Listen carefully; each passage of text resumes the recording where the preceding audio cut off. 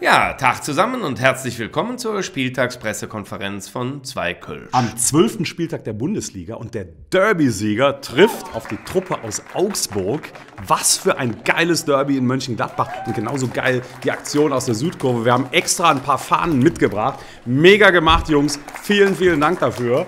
Und apropos vielen Dank, Marcel Risse, dieses Tor in der 92. Minute. Du hast Fußballgeschichte in Köln geschrieben. Du bist unser Fußballgott. Absolut fantastisch, absolut. Und auch eine grandiose Geschichte. Kessler, ich bitte euch, ja. Der Mann steht immer im zweiten Glied, ja, darf nie spielen, zeigt eine unfassbare Moral und dann in einem solchen Spiel eine Weltklasse-Leistung als sein Nationaltorhüter. Fantastisch. Super. Und nicht zu vergessen natürlich, unser Superstürmer Anthony Modest.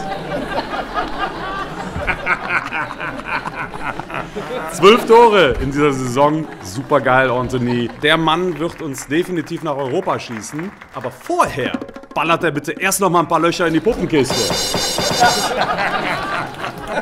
Jetzt mal ganz ehrlich, ne? Augsburg, ne? Das ist ja jetzt keine unsympathische Mannschaft, ja? Aber so richtig brauchen tut die auch keiner. Und ich würde mal wetten, wenn die im Spielplan vergessen würden, wird keiner merken. Man würde es wahrscheinlich am Ende der Saison merken, wenn der 18. Platz nicht besetzt ist. Man würde sich fragen, wo ist der Tabellenletzte? Scheiße, alles normal gespielt. Alles neu. Also, was machen wir jetzt mit denen? Hauptsache, kurzer Prozess. Und das ist dann auch Stichwort. unser Motto. Jawohl. Denn wir sagen und wir wünschen uns das als Fans.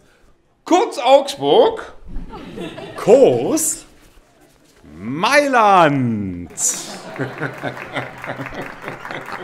So, ohne Modest geht ja nichts. Brille wieder auf. 2 Kölsch. Auf 3 Punkte. Rösterchen. Tschüss, ihr Lieben.